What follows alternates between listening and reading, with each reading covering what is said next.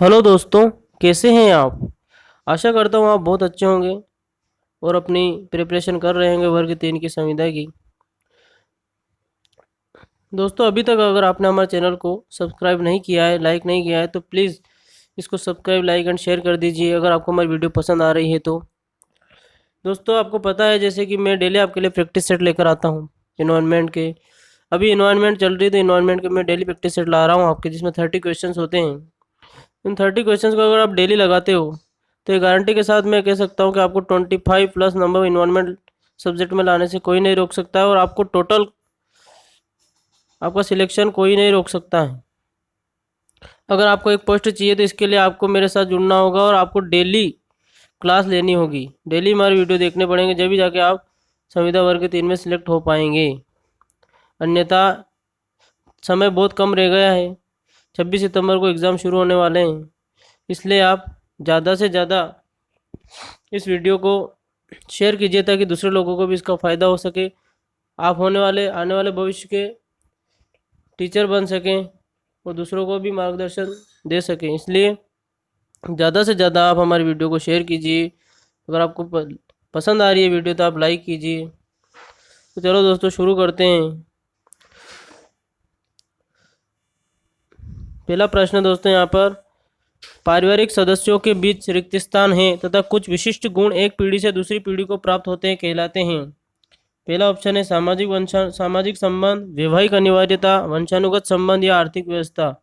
तो इसका जो करेक्ट ऑप्शन होगा दोस्तों वो क्या होगा, वंशानुगत संबंध। दूसरा प्रश्न है, आनुवांशिकता के जनक का जन्म कब हुआ था। पहला ऑप्शन है 1820 में, दूसरा 1822 में, तीसरा 1824 में, चौथा 1826 में।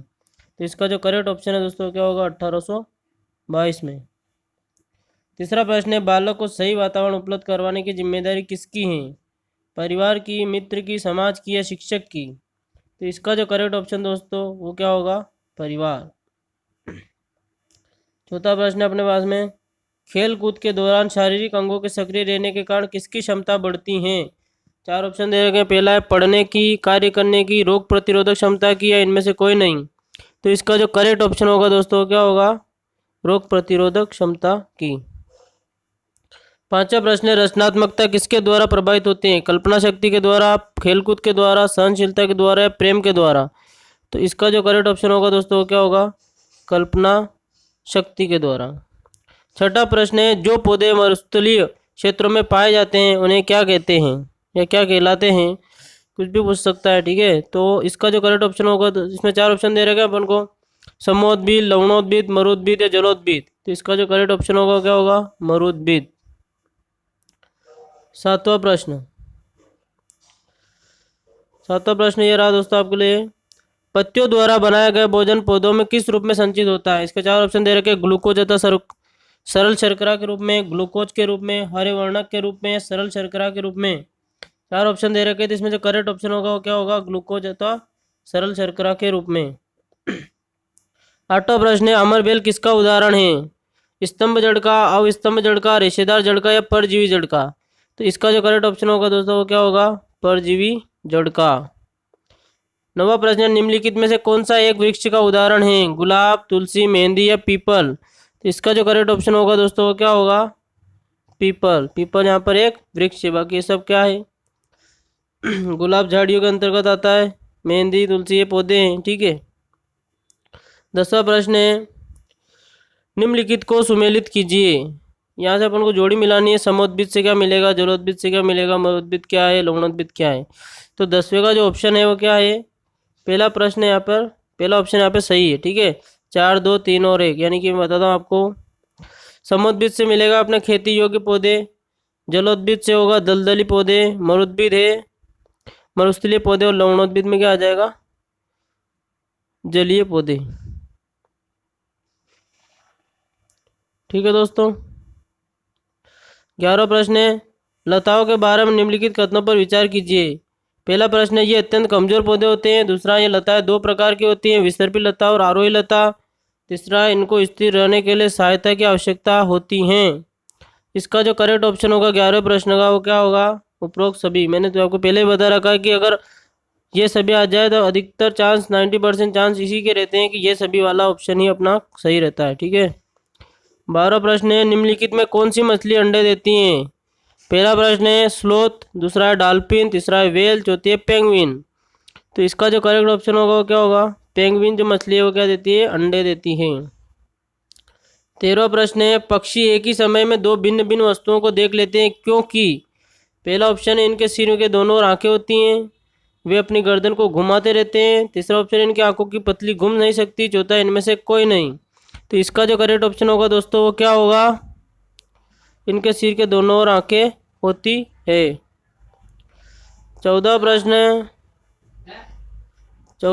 है अपने पास में, निम्नलिखित में से कौन सा युग्म सुमेलित नहीं है?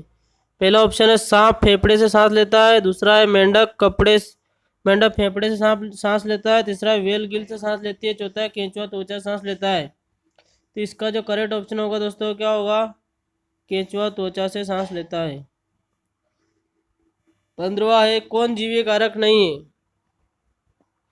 प्रस्तर, जंतु, पेड़ पौधे या सूक्ष्म जीव।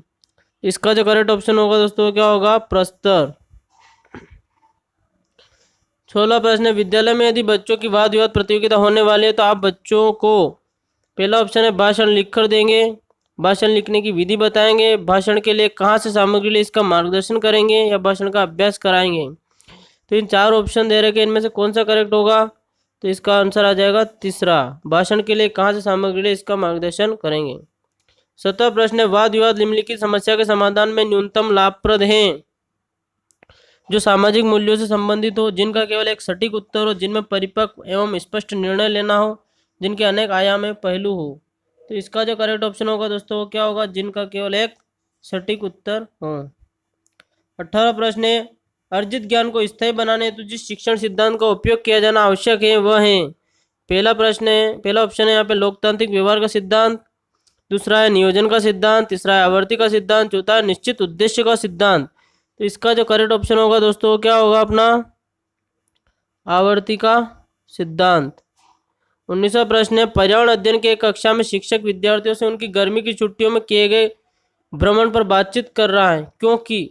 पहला ऑप्शन है यहाँ पे वह अपना समय बिताना चाहता है, दूसरा है विद्यार्थियों का अनुभव ज्ञान रचना का आधार है, तीसरा विद्यार्थियों से प्राप्त सूचना पाठ्यक्रम पूरा करेगी, चौथा है जिज्ञासु बच्चे राष्ट्र निर्माण के लिए आवश्यक है। तो इन चार ऑप्शन में से आपको क्या लग रहा है कौन सा आएगा? तो इसका जो करेक्ट ऑप्शन है दोस्तों वो क्या होगा? विद्यार्थियों का अनुभव ज्ञान रचना के आधार है। 20वां प्रश्न है, पर्यावरण की कक्षा में विद्यार्थियों में खोज से संबंधित दक्षताओं का विकास करने हेतु एक शिक्षक निम्न में से किसका चुनाव करेगा? पहला ऑप्शन है ऐसी पाठ्य वस्तु जो विद्यार्थियों के लिए महत्वपूर्ण हो, दूसरा ऐसी पाठ्य वस्तु जो विद्यार्थियों के दैनिक जीवन से जुड़ी समस्या हो, तीसरा है पाठ्य वस्तु को निर्धारित समय में पूरा करेगा, चौथा ऐसी पाठ्य वस्तु जिसे अधिकांश विद्यार्थी पसंद करें। तो इसका जो करेक्ट ऑप्शन होगा दोस्तों वो क्या होगा? ऐसी पाठ्य वस्तु जो विद्यार्थियों के लिए महत्वपूर्ण हो। 21वां प्रश्न है, निम्नलिखित में से कौन सा देश अम्लीय वर्षा से प्रभावित है? चिली, नॉर्वे, श्रीलंका या भारत? तो इसका जो करेक्ट ऑप्शन होगा दोस्तों क्या होगा? नॉर्वे। नॉर्वे जो देश है वो कहीं से प्रभावित है?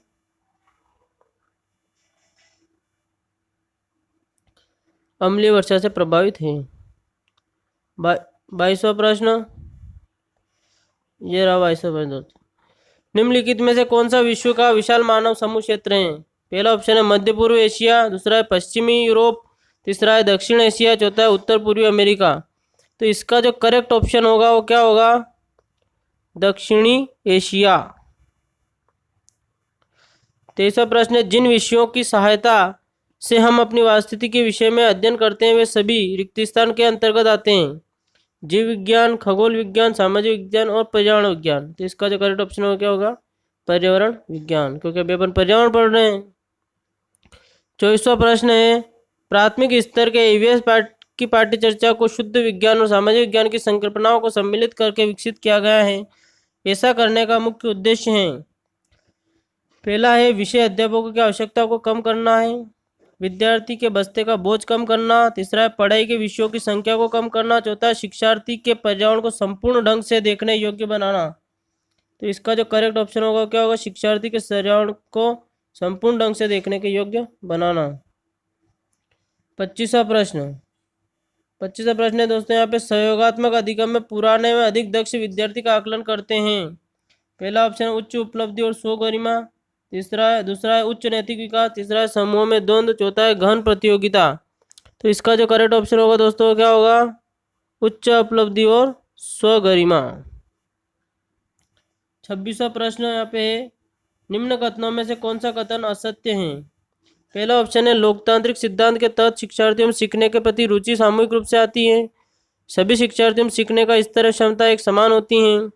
तीसरा है अधिगम संबंधी कार्य लक्ष्य निर्धारित करके किया जाता है। चौथा है सीखने की क्षमता स्तर को वातावरणीय कारक और जन्मजात कारक प्रभावित करते हैं। तो इसका जो करेक्ट ऑप्शन होगा वो क्या होगा? इसका करेक्ट ऑप्शन होगा दूसरा, सभी शिक्षार्थियों में सीखने का स्तर क्षमता एक समान होती है। 27वां प्रश्न पर्यावरण संबंधी विकास का संबंध है। इसका 4 ऑप्शन दे रखे नियोजित विकास से, वैज्ञानिक विकास से, सामाजिक विकास से या नैतिक विकास से। तो इसका जो करेक्ट ऑप्शन होगा क्या होगा? सामाजिक विकास से। 28वां प्रश्न है पर्यावरणीय शिक्षा के संदर्भ में निर्मित की गई वास्तुकला द आउटलुक टावर की स्थापना किसने की? पैट्रिक जेडिस ने, जॉन ड्यूवी ने, चैपमैन टेलर ने या वेसिंग ने। तो इसका जो करेक्ट ऑप्शन होगा दोस्तों क्या होगा? Patrick Jadis. The outlook tower की स्थापना किसने करी थी? पैट्रिक जेडिस ने। 29वां प्रश्न है निम्नलिखित में कौन एक प्रकृति संरक्षण से संबंधित कार्य नहीं है? पहला है जलाशयों की सफाई, दूसरा है वनीकरण, तीसरा है अतिचारण, चौथा वनस्पतियों का संरक्षण। इसका जो करेक्ट ऑप्शन होगा दोस्तों क्या हो जाएगा अपना? अतिचारण। यह प्रकृति के लिए सुरक्षित नहीं है, प्रकृति को इससे सुरक्षा नहीं हो सकती क्योंकि ज़्यादा अतिचारण की वजह से मृदा अपरदन होता है। ठीक है। तीसरा प्रश्न है घरेलू उत्पादों पर अंकित इको मार्क का संबंध है पर्यावरण प्रतिकूल से, दूसरा है पर्यावरण अनुकूल से, तीसरा है उत्पादक की गुणवत्ता से, चौथा है पौष्टिकता से। तो इसका जो करेक्ट ऑप्शन होगा दोस्तों क्या होगा? पर्यावरण अनुकूल से। दोस्तों ये हो गया अपने 30 प्रैक्टिस सेट, 30 क्वेश्चन हो गए हैं। आशा करता हूँ आपको ये वीडियो पसंद आई होगी। अगर आपको ये वीडियो पसंद आई है तो आप जल्दी हमारे इस वीडियो को सब्सक्राइब एंड शेयर कर दीजिए ताकि आने वाली लेटेस्ट वीडियो आपको मिल सके। धन्यवाद दोस्तों आप सभी का।